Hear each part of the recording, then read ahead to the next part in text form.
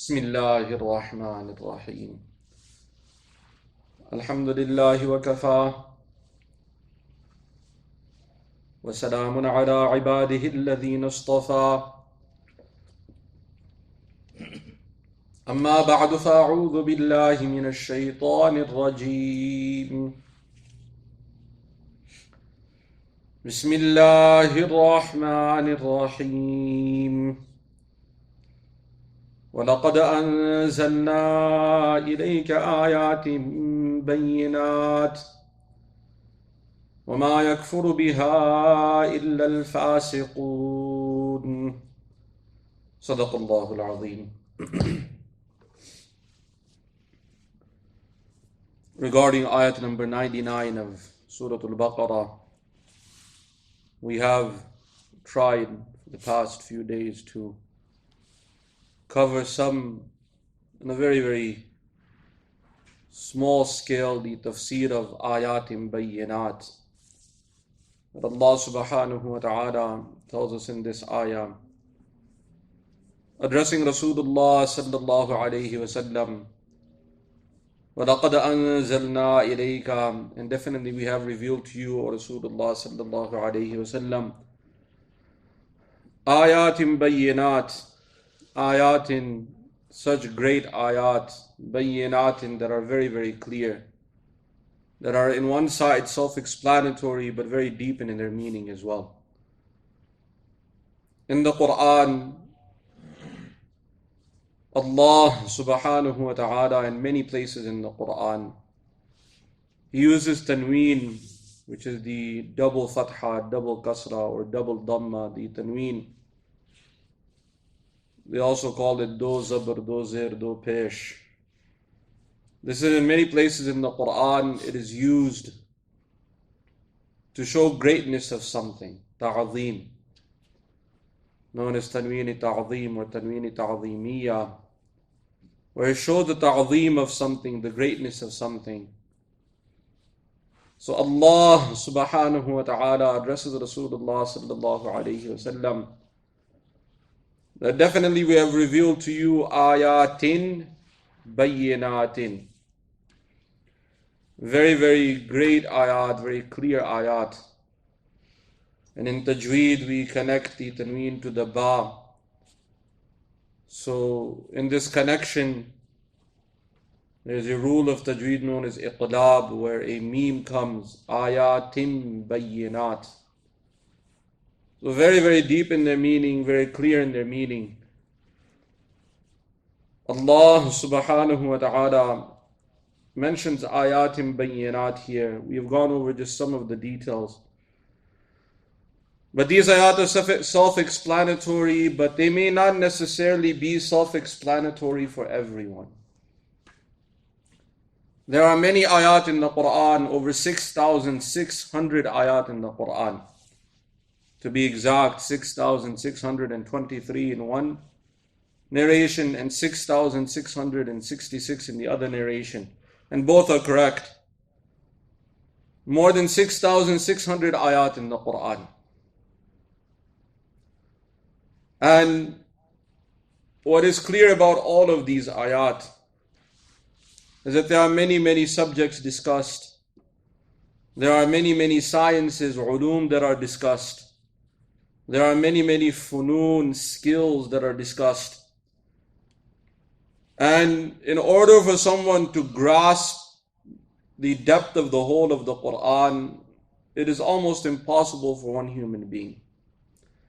There are many, many, many details in the Quran where if you go to the expert in a particular field in which those ayat are discussed, the particular field that is being discussed in those ayat, if you go to an expert, then you will understand how clear those ayat are. In the Quran, Allah subhanahu wa ta'ala lays out the foundation of justice. These are just a few examples we're giving. What is the foundation of justice and what is justice? In order to have justice, there has to be a system where anyone that breaks that justice, they should be made accountable. Also because the balance has been broken. That balance has to be reset. Allah subhanahu wa ta'ala speaks about this in many, many places in the Quran. أَلَّا تَطْغَوْا فِي الْمِيزَانِ وَأَقِيمُوا الْوَزْنَ بِالْقِسْطِ وَلَا تُخْسِرُوا الْمِيزَانِ. That Allah subhanahu wa ta'ala, He addresses us very, very clearly. Do not break the balance of justice. Make sure that everything is just and that this balance is not broken. And for that, anyone that has broken that system of balance, that system of peace and security, so that has to be reestablished. And for that, a murderer who commits murder is either put to death, and even if the family forgives the person, there is dam or blood money. If the person commits the offense a second time, so there's no blood money, the person is put to death. The system of taking revenge, this has security for the whole society. وَلَكُمْ فِي الْقِصَاصِ حَيَاةٌ يَا أُولِي الْأَلْبَابِ لَعَلَّكُمْ تُفْلِحُونَ. For you in taking this revenge, there is life. For those who have intellect, for those who have deep thought and deep understanding, in order for you to be successful. Known as capital punishment in many countries in the 21st century that we live in. They have abolished this system of capital punishment. And those countries have such high rate of homicide and murders and killing. And those countries that have established this, you hardly find murder. You hardly hear about someone killing someone else. You find in our country, in the United States of America, which prides itself as being the greatest country in the world, but they don't have capital punishment in many states. There are some states that still hold on to it. Hardly few you can count on your fingers. The vast majority don't have any capital punishment. Go see how high the murder rate is. And not only that, the prison system, mashallah, is like you're living a king for free, you know. Yes, I'm not encouraging anyone to commit any crimes. Okay? Some of these people who are even homeless, some of them will commit a petty crime just to go to prison in winter. That is why the crime rate spikes in September and October. If you check the crime rate, in September and October it spikes because it starts to get cold, so these homeless people do not want to be outside. There was one person, he robbed a bank for $1, so they gave him a 5-month sentence. MashaAllah, he had 3 hot meals and a shower and a clean place and a bed to sleep in, a nice heating. So also in prison they have many, many rights. Even the coffee is too hot, so they end up suing they sue the state.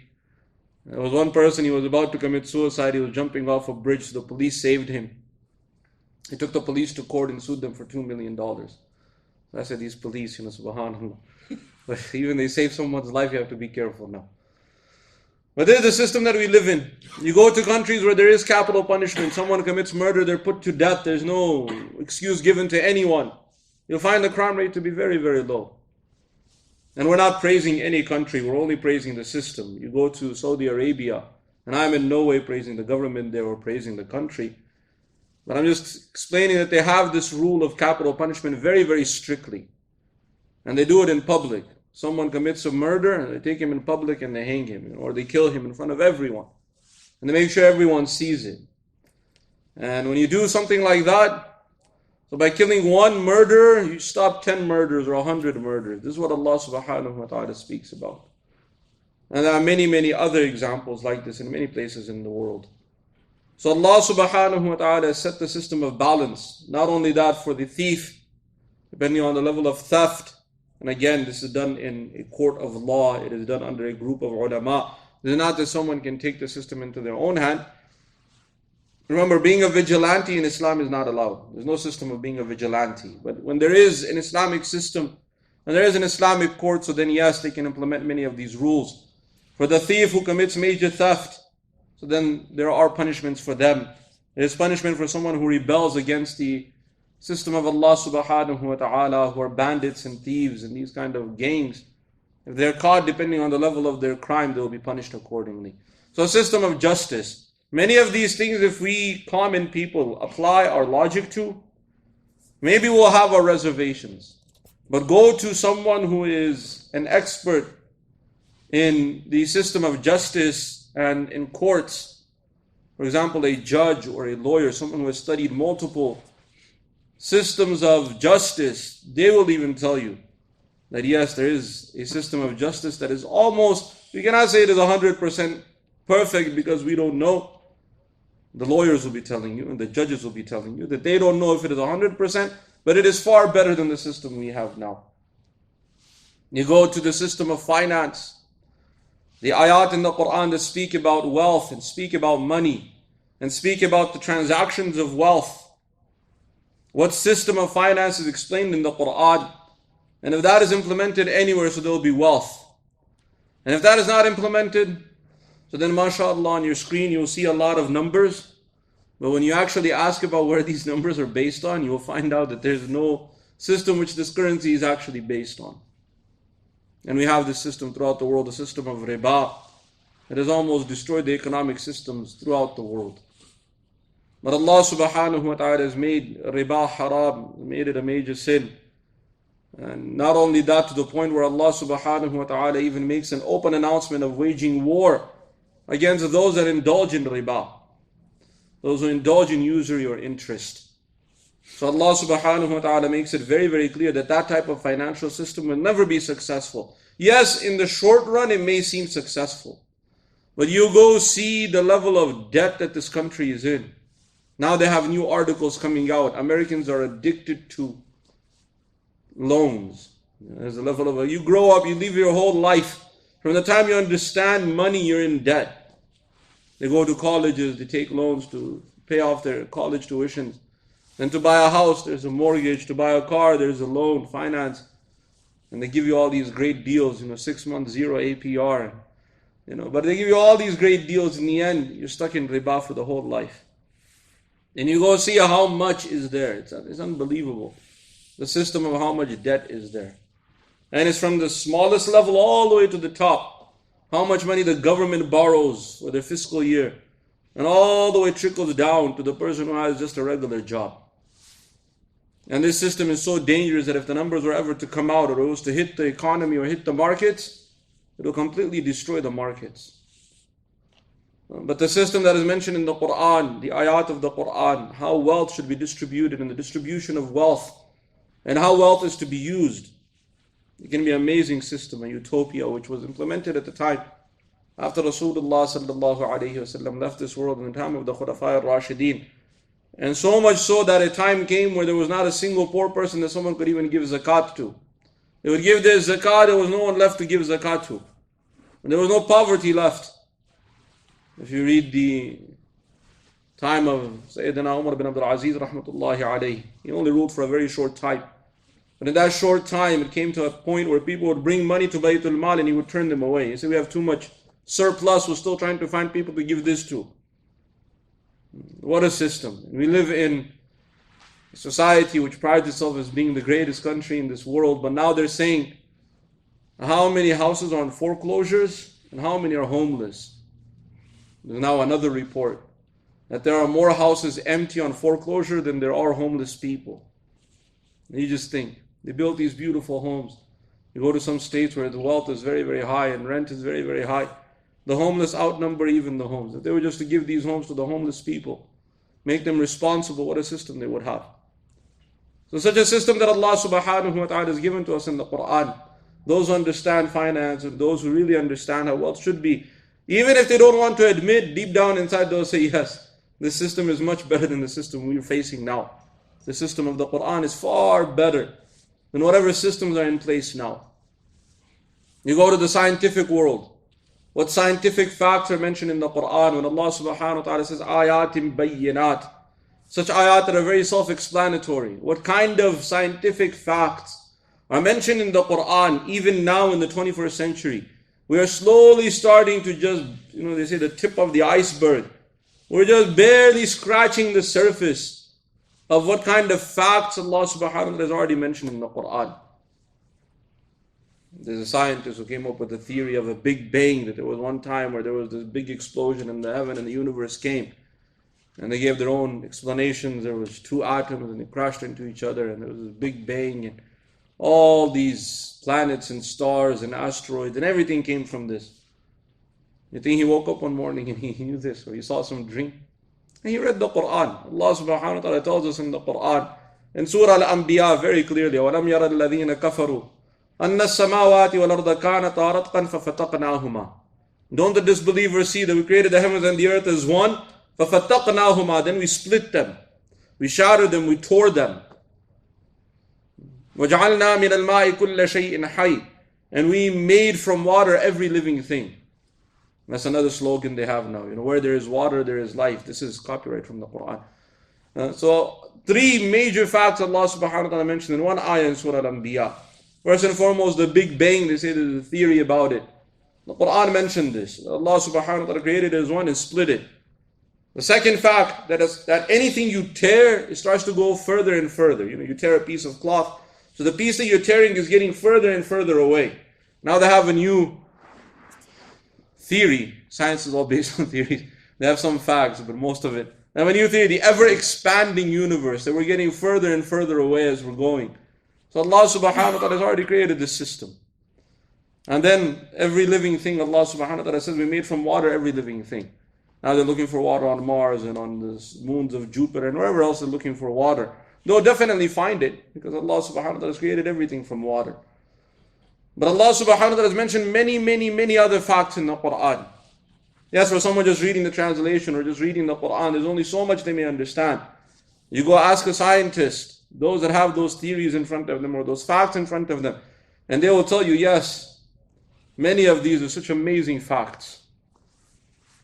Go to the field of medicine. How many facts are mentioned in the Quran? From the production of this human being, the various stages that they go through in the womb of the mother. It was impossible for a human being to even know this. Hardly 500 years ago or 300 years ago. The Quran so accurately mentions it in perfect order. 1400 years ago it has been mentioned. Very clearly. لَقَدْ خَلَقْنَا الْإِنسَانَ مِنْ صَلْصَالٍ مِنْ حَمَإٍ مَسْنُونٍ. And other ayat, مِنْ نُطْفَةٍ, we have created this human being from a drop of liquid sperm. ثُمَّ خَلَقْنَا النُّطْفَةَ عَلَقًا. Then we made this drop of sperm a congealed blood. And so on and so forth. And the ayat go and go.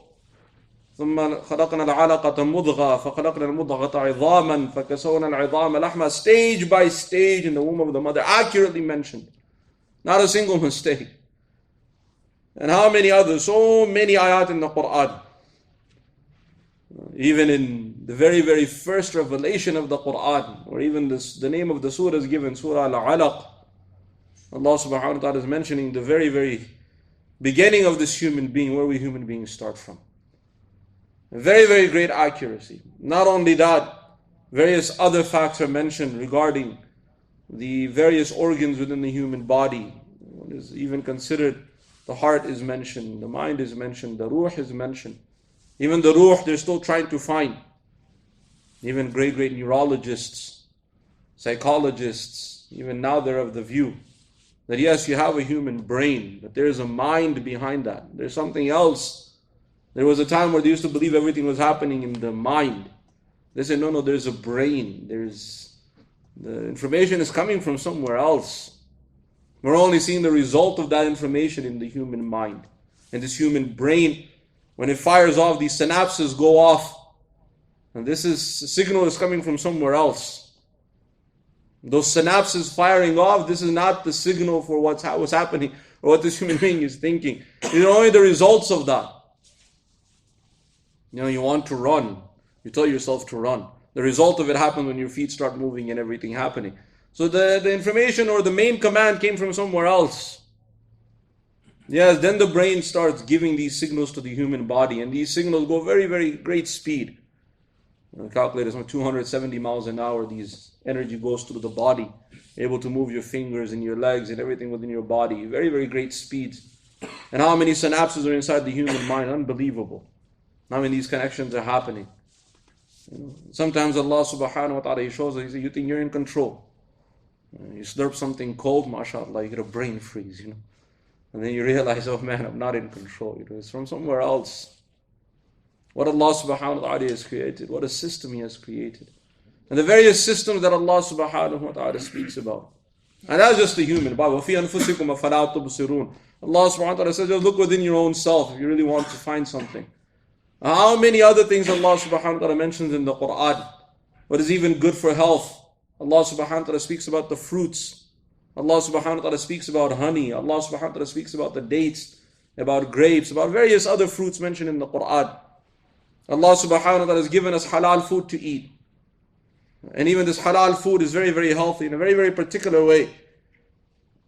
That is why we're told to slaughter the animals particularly. To allow the blood to come out so that whatever is filthy in that animal is not left there. A very, very healthy system. And whatever is destruction for this human body, Allah subhanahu wa ta'ala has made it haram. You take khinzir, which is pork. You take alcohol, completely haram. You take any animal that is just killed by force, hit with a hammer or something that is roadkill, all these kind of other animals.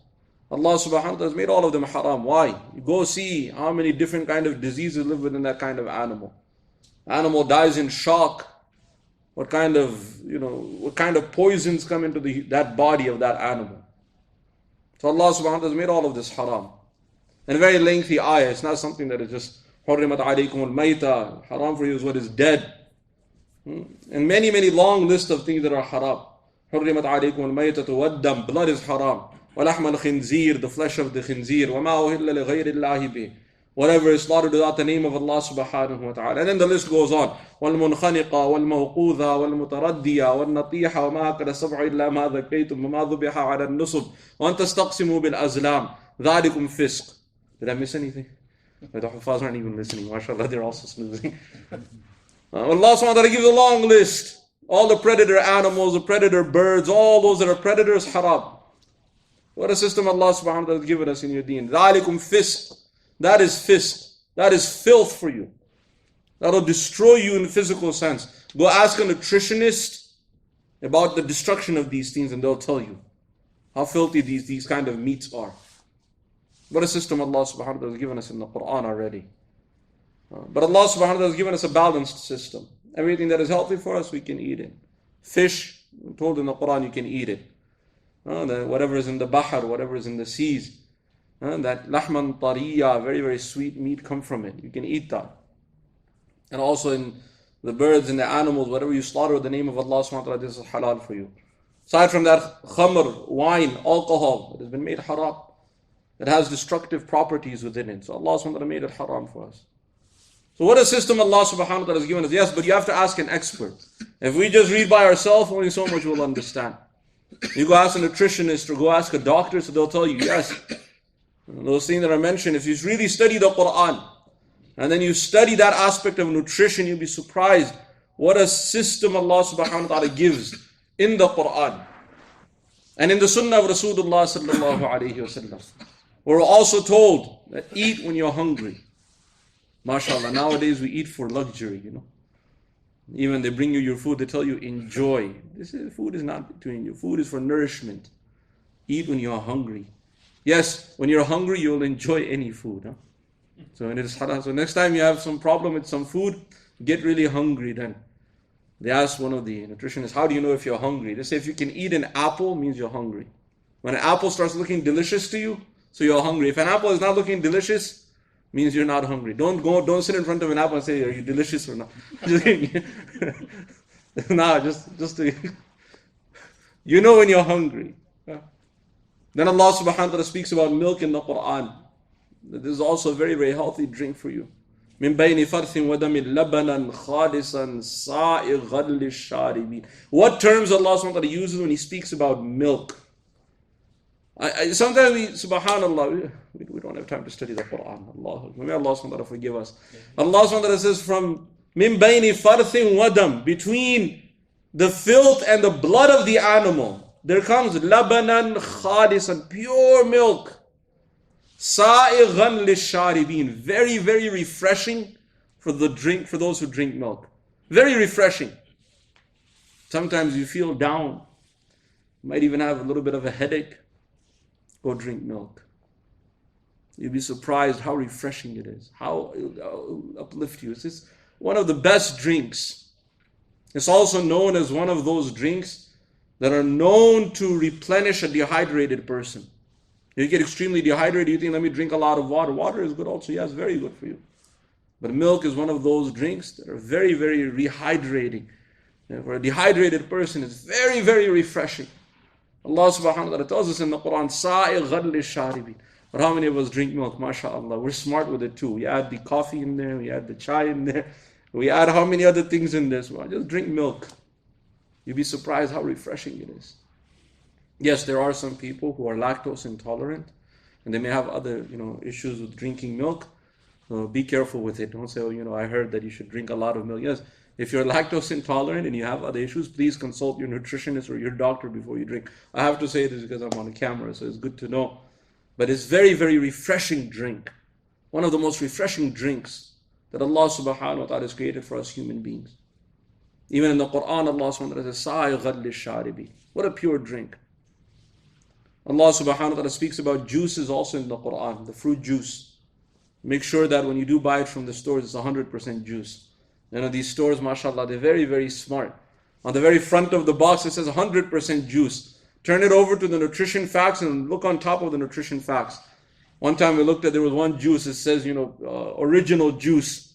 And we turned to the nutrition facts and it said 3% juice. The rest was all water. Make sure whatever you're drinking is real fruit juice. Okay? It's not like 2% or 5% or 3% juice and the rest is something else. But if it's really fruit juice, Allah subhanahu wa ta'ala speaks about these things in the Quran. Something very, very refreshing. So go ask the nutritionist, you'll be surprised. This is what is ayat in bayyinat. Very, very clear ayat for you. You come to the system of language structures. Go ask somebody who's an expert in the language, they'll surprise you with how perfect the structure of the Quran is. So any field you take, and one of the most amazing fields is the field of military life. There's also one section of us human life, of our human life. And Allah subhanahu wa ta'ala in the Quran has revealed a system of how a military operates. It is mentioned in Surah Ali Imran. It is also mentioned in Surah An-Naml. If you look at how an army should operate, Allah subhanahu wa ta'ala named the whole surah in the Quran An-Naml, the story of the ant. Ants, they operate like an army. They operate just like an army. They have generals amongst them. They have those that are workers amongst them.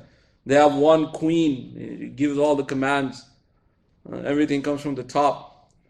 Allah subhanahu wa ta'ala has created such a perfect system amongst the ants. How a message goes. How the message is transferred. What kind of language they have. They also have their own communication system. Not only that, how loyal they are. The system of loyalty is amazing. And Allah subhanahu wa ta'ala mentions this in very limited terms.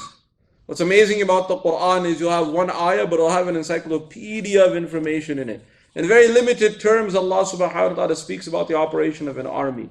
When Malika Balqis, she was handed a letter by Sayyidina Sulaiman alayhi salam.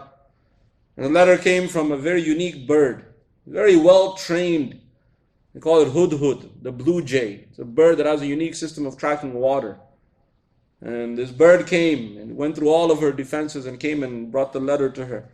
A letter by Sayyidina Sulaiman alayhi salam, and put the letter down, bowed in respect, and then flew to the window and just sat there looking at her, making sure she would take the letter. And she was watching the bird. What kind of strange. That's how a soldier is trained, You see some of the soldiers, how they walk, it looks funny, you just want to laugh. But that's how they're trained, military protocol. And this bird was following all those military protocols, walked in a particular way, bowed its head, flew up, stood, waited. When she opened the letter, she looked at the bird again, kind of giving the permission, you can go now. The bird again bowed its head and flew away. And she read the letter, she read it to her courtiers. And she had her own system, her own cabinet. At that time it was made clear how an army operates. Go read those ayat. How perfect. There is no time. Unfortunately, we have very short, limited time to go into the details of how beautifully Allah subhanahu wa ta'ala explains how generals should act, what should be the morale of generals, what's the mindset of a general. They should never think of loss. They should never think of backing down. They should never have cowardice within them. Even if the leader, the king or the queen, shows some kind of reservation, they don't have any right to show any kind of reservation. They should show their power. Yes, we're ready whenever you're ready.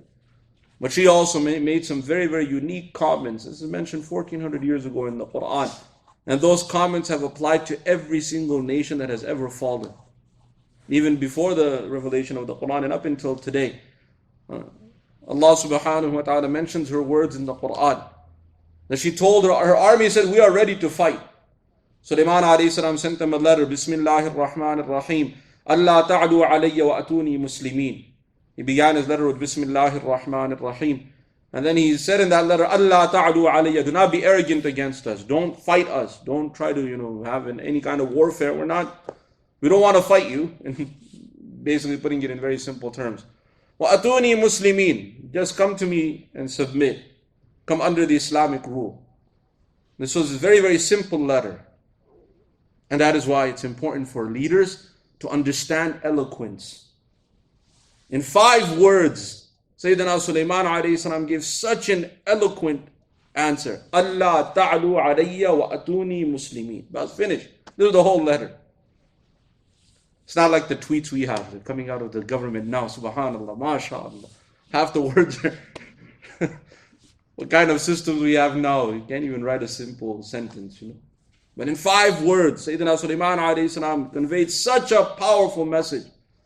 Now don't try to be arrogant against us, which means don't try to wage war against us. You won't win. Wa'atuni muslimin, just come submissive. He did not in any way blame her, did not in any way accuse her, did not in any way make fun of her army or make fun of the leader. No, very eloquent system. And she was even surprised by the letter. What kind of strange, amazing system is this? And when she made mashwara with her army told her very clearly that if you want, we're ready. نَحْنُ أُولُو قُوَّةٍ وَأُولُو بَأْسٍ. We are men of war. The general started with what? We are men of war. We have powerful army. Yes, we have all of this power. نحن أولو قوة وأولو بأس شديد والأمر إليك. But the command is yours. The choice is yours. We'll just wait for you. Whatever you decide, don't think that from our side we're scared of this kind of letter or scared of Sulaiman alayhi salam. والأمر إليك فانظري ماذا تأمرين. We're just waiting whatever you command us. And she made a very, very powerful statement also, which also shows the system of how a leader should operate. She said, إِنَّ الْمُلُوكَ إِذَا دَخَلُوا قَرْيَةً أَفْسَدُوهَا. She said, anytime kings, they enter into a town or into a country, they completely destroy it. إِنَّ الْمُلُوكَ إِذَا دَخَلُوا قَرْيَةً أَفْسَدُوهَا. They completely destroy it. I mean, this is the nature of war. Any place where war will happen, that place will be completely obliterated. Any town, any village, any city, any state, any country, war happens, the whole thing will be completely destroyed. وَجَعَلُوا أَعِزَّةَ أَهْلِهَا أَذِلَّةً. The second thing that happens is that those people who are considered honorable in that town or in that village or in that country, they are disgraced. And this is what has happened. You see all these wars that are going on. Anytime a country is taken, all the honorable people are disgraced. Allah subhanahu wa ta'ala mentioned her words in the Quran 1400 years ago, and we see what is happening before us. Sometimes you read the Quran and you think, is this revealed today? They're talking about today. Subhanallah. Subhanallah, we've gone over the time. May Allah subhanahu wa ta'ala give us understanding and give all of us the tawfiq to practice His deen. Inshallah, we'll continue tomorrow. وَمَا عَلَيْنَا إِلَّا الْبَلَاغُ.